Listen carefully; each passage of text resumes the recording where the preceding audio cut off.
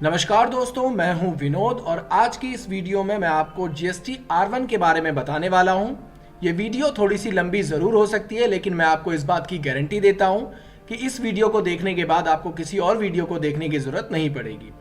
तो चलिए वीडियो को स्टार्ट करते हैं। स्टार्ट करने से पहले आपसे निवेदन है, अगर आपने हमारे चैनल को सब्सक्राइब नहीं किया है तो इसे सब्सक्राइब कर लें। हम इसी तरह से आपके लिए बेहतरीन वीडियोज़ लाते रहेंगे।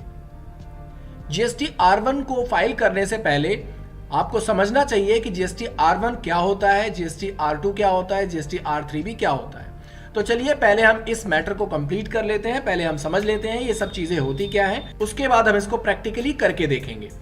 तो यहाँ पर आप देखेंगे, यहाँ पर हमने कुछ टैक्स इन्फॉर्मेशन में सभी चीजों को एक एक करके डिस्क्राइब किया हुआ है, जिसमें आप सबसे पहले देखेंगे जीएसटी। आखिर जीएसटी क्या है? GST goods and service tax है, यानी वस्तु और सेवाओं पे जो कर लगाया जाता है, यानी जो टैक्स लगाया जाता है, उसी को जीएसटी कहा जाता है। अब ये जीएसटी हमारा 3 पार्ट में डिवाइड किया गया है। सबसे पहला है सीजीएसटी, दूसरा है एसजीएसटी और तीसरा है आईजीएसटी। अगर हम सीजीएसटी की बात करें तो सीजीएसटी होता है हमारा central goods and service tax, और एसजीएसटी की अगर हम बात करें तो ये होता है हमारा state goods and service tax, और अगर हम आईजीएसटी की बात करें तो ये होता है हमारा integrated goods and service tax. अब ये यूज कैसे किया जाता है, इनका यूज कहां पे होता है?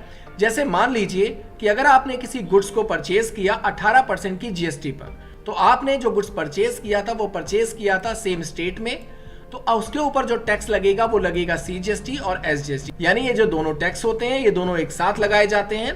तो 9% का आपका सीजीएसटी होगा, 9% का आपका एसजीएसटी होगा। यानी आधा टैक्स जो होगा वो सेंट्रल गवर्नमेंट के पास चला जाएगा और आधा टैक्स जो होगा वो स्टेट गवर्नमेंट के पास चला जाएगा। इसी तरीके से अगर कोई ऐसा गुड्स है जो कि आप इंटर स्टेट परचेज करते हैं, मान लीजिए आपने इसको किसी अदर स्टेट से परचेज किया है, तो उसके ऊपर 18% का पूरा आईजीएसटी लगता है, जो कि सीधे सेंट्रल गवर्नमेंट को चला जाता है। तो ये तो हो गया जीएसटी के बारे में। अब हम बात करते हैं जीएसटी R1 आखिर क्या चीज होती है। तो जीएसटी R1 होती है हमारी सेल और जीएसटी R2 होती है हमारी परचेज। अब बात करते हैं जीएसटी R3 भी हमारी क्या होती है, और इसके बाद हम बात करते हैं जीएसटी R3B के बारे में कि जीएसटी R3B क्या चीज होती है। तो जीएसटी R3B होती है जितना भी हमने गुड्स सेल किया है और जितना भी हमने गुड्स परचेज किया है, टोटल सेल टैक्स में से टोटल परचेज टैक्स को अगर हम माइनस कर दें तो हमारी जीएसटी R3B आ जाती है, जिसको हमें हर महीने फाइल करनी होती है। और इसके बाद हम बात करते हैं आईटीसी की कि आईटीसी क्या चीज होती है।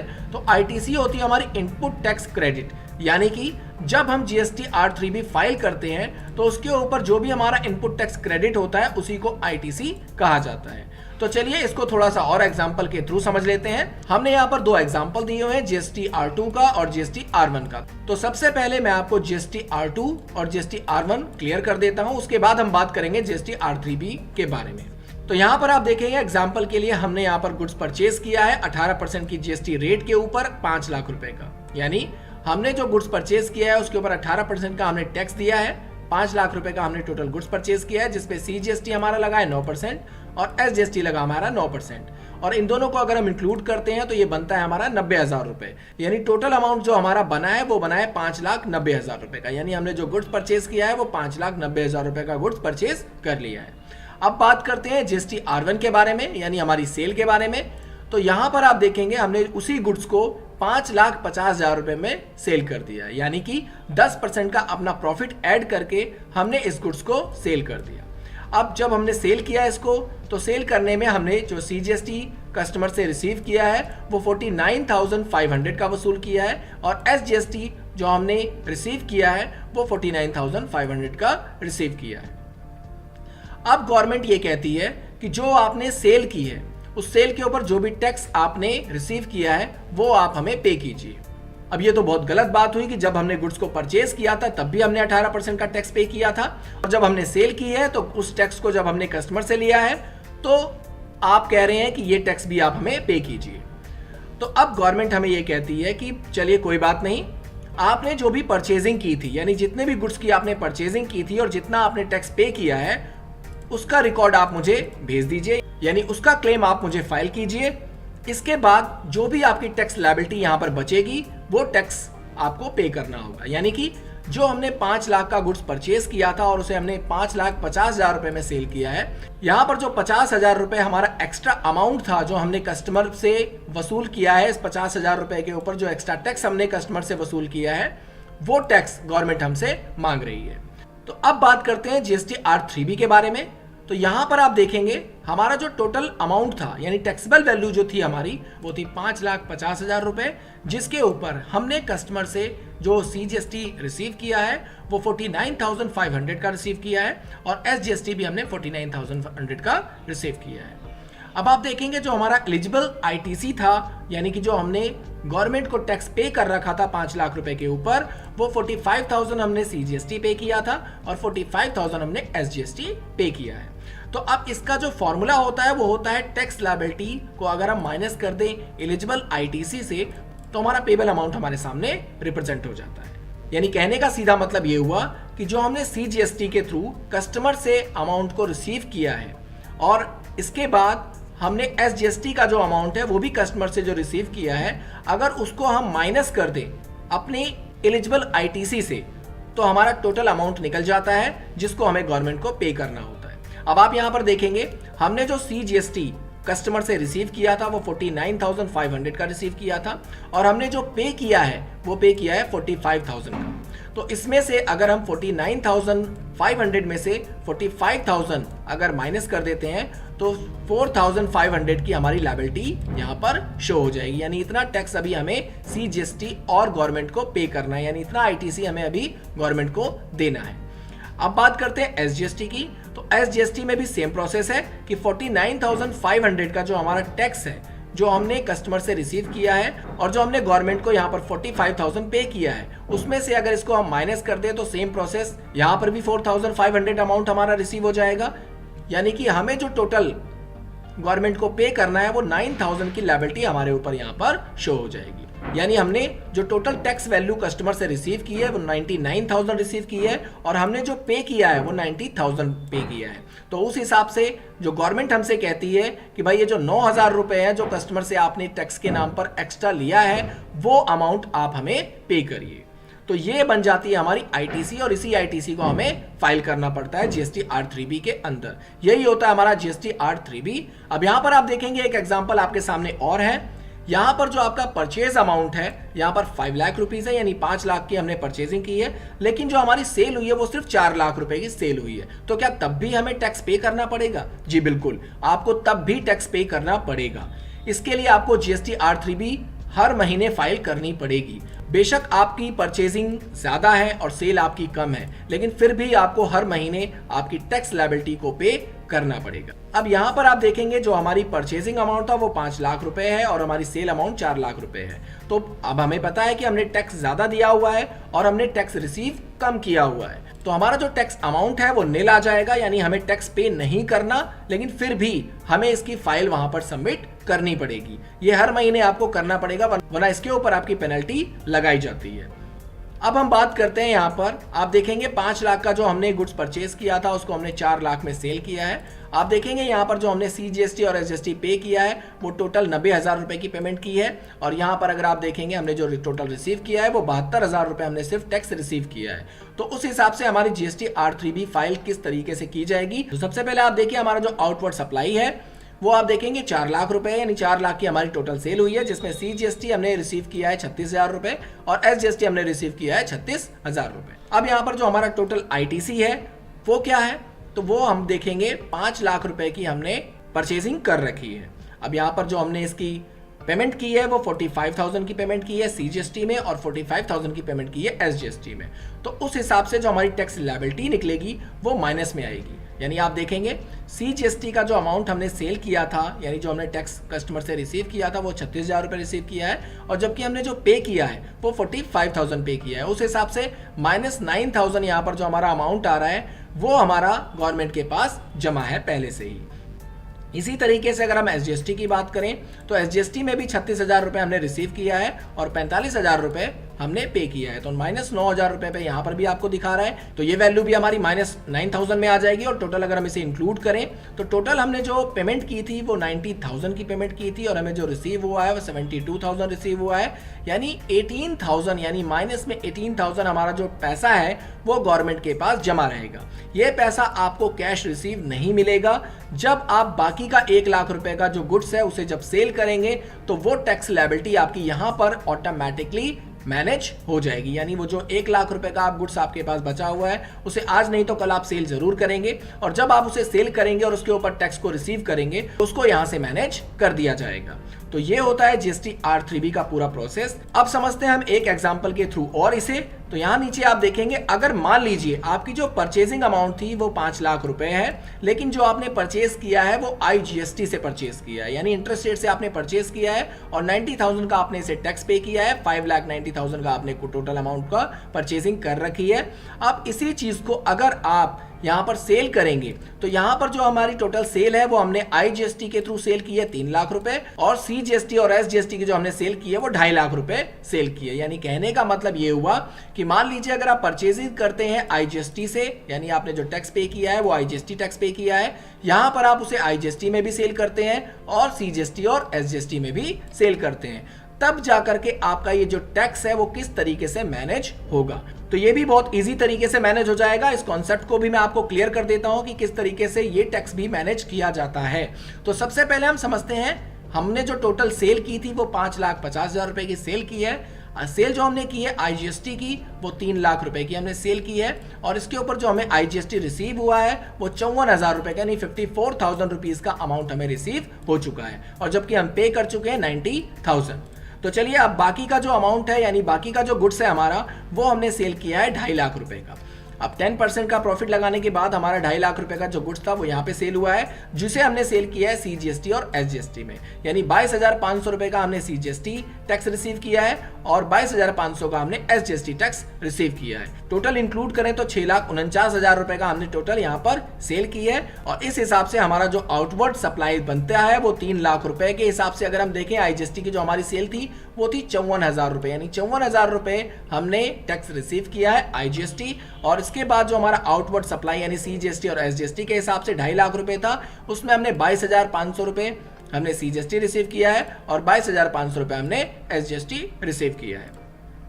और इसके बाद अगर हम यहाँ पर टैक्स लायबिलिटी को यहाँ पर मैनेज करें तो आप देखेंगे हमारी जो टोटल लायबिलिटी थी वो थी 99,000 रुपीज, यानी 99,000 रुपीज हमें टैक्स पे करना है जो गवर्नमेंट हमसे मांग रही है। और अब हमने जो IGST के थ्रू रिसीव किया था अमाउंट वो 54,000 रुपीज था। तो यानी कि अगर हम 99,000 में से 54,000 को माइनस कर देते हैं तो यहाँ पर बचता है हमारा 45,000, यानी 45,000 का अमाउंट हमारा जो है वो CGST और SGST में मैनेज हो जाएगा। तो यहाँ पर आप देखेंगे हमारा CGST जो था वो हमने टैक्स रिसीव किया है 22,500, और SGST हमारा जो टैक्स था वो हमने रिसीव किया है 22,500, यानी टोटल अमाउंट अगर इंक्लूड करें तो 99,000 का यहाँ पर हमारा टोटल टैक्स लायबिलिटी बनती है। अब इस 99,000 रुपए में से अगर जो हमारा एक्चुअल अमाउंट था, यानी जो हमें टोटल अमाउंट पे करना है 90,000 जो हमारी लायबिलिटी हमारे ऊपर है, तो अगर उसको हम इसमें से माइनस कर देते हैं तो 9,000 यानी 9,000 का जो हमारा अमाउंट यहाँ पर शो हो रहा है, सिर्फ हमें यही 9,000 गवर्नमेंट को पे करना है। अब मैं आपको एक बात और क्लियर कर देता हूँ। पहले होता क्या था, पहले हमें GST R2B फाइल करना पड़ता था, यानी हमें टोटल परचेजिंग पहले दिखानी पड़ती थी। अब हमें इस प्रोसेस को करने की जरूरत नहीं है। तो इसको किस तरीके से मैनेज किया जाता है मैं उसको कंप्लीटली आपको बता देता हूं। जब हम किसी रेगुलर पार्टी से यानी सेंट्री क्रेडिटर से किसी गुड्स को परचेज करते हैं तो बेसिकली वो गुड्स उसके लिए सेल कहलाई जाती है।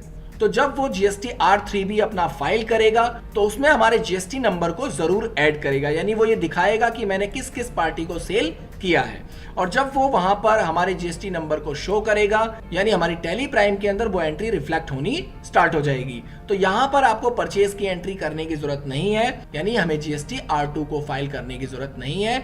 इसका पूरा रिकॉर्ड ऑटोमेटिकली मेंटेन हो जाता है। और गवर्नमेंट हमसे सिर्फ GST R1 की डिटेल मांगती है, यानी जितनी भी आपने सेल करी है उसको हर महीने आपको मेंटेन करना है, और जितना भी आपके ऊपर टैक्स लायबिलिटी बनती है यानी ITC बनती है उसको आपको गवर्नमेंट को पे करना होगा। यानी जब भी हम अपनी सेल को दिखाएंगे तो ऑटोमेटिकली हम जिस पार्टी को सेल कर रहे हैं उसका जीएसटी नंबर जरूर फिल करेंगे, और जब हम उस पार्टी का जीएसटी नंबर फिल करेंगे तो ऑटोमेटिकली ये गवर्नमेंट को पता चल जाता है कि किस पार्टी ने किससे गुड्स को परचेज किया है, और वहां पर जो हमारे टैक्स लायबिलिटी थी वो मैनेज हो जाती है। तो आप समझ गए होंगे जीएसटी R1, R2, R3B के बारे में। इसको अब हम प्रैक्टिकली टैली प्राइम के अंदर करके देखते हैं, इसका प्रैक्टिकली यूज करके देखते हैं। तो चलिए वीडियो को स्टार्ट करते हैं। इसके लिए जाना होगा आपको टैली प्राइम के अंदर। टैली में आने के बाद अब मैं आपको प्रैक्टिकली तरीके से दिखा देता हूं कि हमारा जो टैक्सेशन होता है वो किस तरीके से एडजस्ट किया जाता है। तो सबसे पहले मैं आपको अपना डे बुक दिखा देता हूं। यहाँ पर डे बुक में चले जाइए और यहाँ पर आप देखेंगे हमारी 2 एंट्री शो हो रही हैं। यहाँ पर आप F2 प्रेस करिए और अपनी डेट्स को यहाँ से रिमूव कर दीजिए। तो आपकी जितनी भी एंट्री आपने पास कर रखी होती है वो सारी एंट्री आपके सामने यहाँ पर रिप्रेजेंट हो जाती हैं। पूरे साल के अंदर जितनी भी आपकी ट्रांजेक्शन होती है वो सारी की सारी ट्रांजेक्शन आपकी यहाँ पर शो अप हो जाती है। तो आप देखेंगे हमने जो गुड्स परचेज किया हुआ है, यहाँ पर आप देखेंगे कमल इंडस्ट्रीज से हमने कुछ गुड्स को परचेज किया हुआ है 3,17,490 रुपए का। इस पर एक बार एंटर प्रेस करिए। एंटर प्रेस करने के बाद आप देखेंगे यहाँ पर हमने 2 गुड्स परचेज किए हुए हैं, MS ऑफिस और HP का एक प्रिंटर परचेज किया हुआ है, जिसमें आप देखेंगे 36,990 रुपए का हमने जीएसटी टैक्स पे किया हुआ है, यानी IGST पे किया हुआ है। अब आपको मैं दिखा दूं, स्कैप करके आप एक बार पीछे आ जाइए। यहाँ पर आप देखेंगे हमने कुछ सेल्स भी कर रखी हैं और इसके बिहाफ पे हमारे ऊपर कितनी टैक्स लायबिलिटी बनती है वो मैं आपको दिखा देता हूँ कि वो चीज़ कहाँ पर शो अप होती है। इसके लिए आप स्कैप करके एक बार पीछे आ जाइए। पीछे आने के बाद हम चले जाते हैं बैलेंस शीट के अंदर। बैलेंस शीट में आने के बाद आप अपने कीबोर्ड से प्रेस करिए Alt+F1। Alt+F1 प्रेस करने के बाद आप देखेंगे आपकी यहाँ पर ड्यूटीज एंड टैक्सेस की लायबिलिटी यहाँ पर शो अप हो गई, यानी इतनी टैक्स लायबिलिटी हमें देनी है जो हमें टैली प्राइम हमें बता रहा है। तो हम एक बार चेक कर लेते हैं कि ये जो टैक्स लायबिलिटी है हमारी वो करेक्ट है। तो इसके लिए हम एक बार इस पर एंटर प्रेस करते हैं। एंटर प्रेस करने के बाद आप देखेंगे जो हमने गुड्स को परचेज किया था, परचेज करते समय हमने जो टैक्स पे किया है वो 36,000 रुपए का यहाँ पर हमारे सामने दिखा रहा है। तो एक बार इस पे हम एंटर प्रेस करेंगे। एंटर प्रेस करने के बाद आपको दिखाएगा कि आप किस मंथ के अंदर आपने इस गुड्स को परचेज किया था। तो इस पे एक बार और एंटर प्रेस करेंगे हम लोग। एंटर प्रेस करने के बाद आप देखेंगे यहाँ पर हमारे सामने 2 एंट्री आ रही है IGST की, जिसमें आप सबसे पहले एंट्री देखेंगे कमल इंडस्ट्रीज की, जो मैंने अभी आपको डे बुक में दिखाया था, सेम वही एंट्री हमारी यहाँ पर शो होगी। इसके बाद आप अमाउंट देखेंगे, अमाउंट भी वही सेम शो हो रहा है 36,990 रुपए का। स्कैप करके एक बार पीछे आ जाइए। इस पे एक बार एंटर प्रेस करिए। एंटर प्रेस करने के बाद आप देखेंगे हमने माउस और कीबोर्ड हमने सेल कर रखा है 10-10 पीस, जिसमें हमारा 990 रुपए का IGST सेल हो रखी है। यानी कि हमारे पास कुछ आइटम्स पहले से भी पड़े हुए थे जो कि हमारा माउस और कीबोर्ड था, और उसके ऊपर हमें 990 रुपए का IGST टैक्स रिसीव हुआ है। तो स्कैप करके एक बार पीछे आ जाइए। पीछे आने के बाद अब मैं आपको दिखाता हूं हमारा CGST और SGST। सेल करने के बाद हमने जो टैक्स को रिसीव किया है वो कितना रिसीव किया हुआ है। तो आप देखेंगे यहाँ पर हमने CGST रिसीव किया है 15,600 रुपए और SGST हमने रिसीव किया हुआ है 15,600 रुपए। अगर हम दोनों को इंक्लूड करते हैं तो अमाउंट बनता है हमारा 31,200 रुपए का, और जबकि हमने परचेज करते समय टोटल जो GST टैक्स पे किया हुआ है वो 36,000 रुपए का हमने टोटल पे किया हुआ है। वैसे तो 36,990 रुपए का हमने पे किया हुआ है, लेकिन यहाँ पर आप देखेंगे हमारा जो टैक्स था, यानी जो हमने परचेजिंग टाइम में हमने गुड्स को परचेज किया था वो 36,990 रुपए का था, लेकिन यहाँ पर जब हमने सेल किया तो वो हमें क्रेडिट हो गया, 990 रुपए हमें रिसीव हो गया। तो इस वजह से जो हमारा अमाउंट है वो हमें यहाँ पर दिखा रहा है 36,000 रुपए का। अब आप देखेंगे इसी तरीके से हमने जब सेल किया था CGST और SGST के अंदर तो टोटल अमाउंट हमारा आ गया था 31,200 रुपए, यानी इतना अमाउंट हम रिसीव कर चुके हैं पार्टी से। अब इसके बाद मैं आपको स्कैप करके पीछे ले जाता हूं और यहाँ पर आप देखेंगे, और यहाँ पर आप चले जाइए डिस्प्ले मोर रिपोर्ट्स के अंदर, और यहाँ से चले जाइए GST रिपोर्ट्स के अंदर, और यहाँ से हम GST R1 को पहले चेक कर लेते हैं। यहाँ पर जाने के बाद आप F2 प्रेस करिए, डेट्स को यहाँ से रिमूव कर दीजिए और एंटर प्रेस करने के बाद आपको यहाँ पर दिखा देगा। तो यहाँ पर आप देखेंगे हमारी जो टोटल सेल है वो यहाँ पर दिखा देगा 2,45,500 की हमने टोटल सेल की है, जिसके ऊपर हमें इंटीग्रेटेड टैक्स रिसीव हुआ है 990 रुपए का। और यहाँ पर आप सेंट्रल टैक्स अगर देखेंगे तो 15,600 रुपए हमें रिसीव हुआ है और 15,600 रुपए हमारा यहाँ पर स्टेट टैक्स रिसीव हुआ है। टोटल अमाउंट अगर हम कैलकुलेट करेंगे तो 32,190 रुपए का हमारा टोटल टैक्सेशन अमाउंट क्रिएट होता है। और यहाँ पर आप देखेंगे टोटल इनवॉइस हमने जो जनरेट किया है वो 2,77,690 रुपए का टोटल इनवॉइस हमने जनरेट किया है। उसी हिसाब से अगर हम स्कैप करके पीछे जाते हैं और यहाँ पर हम GST R3 भी अपना चेक करते हैं, यहाँ पर भी आप F2 प्रेस करके डेट को रिमूव कर दीजिए। रिमूव करने के बाद अब आप देखेंगे जो हमारी टोटल टैक्स लायबिलिटी बनती है वो हमारी बनती है यहाँ पर 36,990 रुपए का, यानी जो हमारा एलिजिबल ITC है वो 36,990 रुपए का है। इतना टैक्स गवर्नमेंट हमसे मांग रही है। तो अब हम करेंगे क्या, इस 36,690 रुपए को पूरा पे नहीं करेंगे, क्योंकि हमने ऑलरेडी परचेज करते समय जीएसटी पे कर रखा था। उसी के हिसाब से, उसी के बिहाफ पे अगर हम यहाँ पर चेक करते हैं एनुअल ट्रांजैक्शंस को, तो एनुअल ट्रांजैक्शन के अंदर भी आपको यही दिखाएगा कि हमने जो टैक्सेबल अमाउंट था 2,45,500 रुपए का हमने टोटल गुड्स परचेज किया, जिसमें इंटीग्रेटेड टैक्स 990 रुपए का हमें रिसीव हुआ है और 15,600 रुपए का सीजीएसटी और 15,600 रुपए का एसजीएसटी हमें रिसीव हुआ है। लेकिन जो हमने गुड्स को परचेज किया था, परचेज करते समय आप यहाँ पर देखेंगे हमारा जो इनपुट टैक्स क्रेडिट था वो 36,990 रुपए का था। यानी कि 36,690 रुपए में से अगर हम 32,190 रुपए माइनस कर देंगे तो हमारा जो टोटल अमाउंट बचेगा वही हमें गवर्नमेंट को पे करना होगा। स्क्रैप करके एक बार पीछे आ जाइए। पीछे आने के बाद मैं आपको फिर से बैलेंस शीट में ले चलता हूं। बैलेंस शीट में जाने के बाद ऑल्ट F1 प्रेस करिए और यहां पर आप देखेंगे हमें जो टोटल टैक्स पे करना है वो 4,800 रुपए का पे करना है। अब यहां पर 4,800 रुपए क्यों दिखा रहा है, इसको फिर से एक बार क्लियर कर देता हूं। इस पे एंटर प्रेस करिए। एंटर प्रेस करने के बाद मैं आपको फिर से क्लियर कर देता हूं। यहां पर आप देखेंगे 15,600 रुपए हमने पार्टी से रिसीव किया है सीजीएसटी के नाम पे, 15,600 रुपए हमने रिसीव किया है एसजीएसटी के नाम पर पार्टी से, और टोटल जो अमाउंट हमारा बनता है वो 31,200 रुपए का बनता है। यहां पर आप देखेंगे 36,000 रुपए का टोटल जो अमाउंट हमारा था वो हमने पे किया था। हमने जो पे किया था वो 36,990 रुपए था। अब यहां पर 990 रुपए हमारा क्यों शो नहीं हो रहा, क्योंकि हमने ऑलरेडी इस टैक्स को रिसीव कर चुके हैं। जब हमने गुड्स को सेल किया था हमने आईजीएसटी सेल की थी जिसमें हम 990 रुपए को रिसीव ऑलरेडी कर चुके हैं। तो इस वजह से ये हमारा यहाँ पर मैनेज होकर के शो अप हो रहा है। तो हमें जो टोटल टैक्स लायबिलिटी हमारी बनती है वो बनती है 4,800 रुपए की, यानी हमें सिर्फ 4,800 रुपए की पेमेंट करनी है ड्यूटीज एंड टैक्सेस की। अब होगा क्या कि जब भी हम इसकी ई रिटर्न को फाइल करेंगे, ई रिटर्न फाइल करने के बाद हमारा जो टैक्स लायबिलिटी होगी वो इतनी अमाउंट हमें शो होगा, यानी इतना अमाउंट हमें सिर्फ पे करना होगा। बाकी की जो टैक्स लायबिलिटी थी वो वहां पर मैनेज ऑटोमेटिकली हो जाएगी जो हमने गुड्स को परचेज करते समय पे किया था। तो अगली वीडियो में मैं आपको बताऊंगा कि आप किस तरीके से ई रिटर्न को फाइल कर सकते हैं। अगर वीडियो आपको पसंद आया हो तो चैनल को लाइक कीजिएगा, सब्सक्राइब कीजिएगा और अपने सभी दोस्तों में शेयर कीजिएगा। धन्यवाद।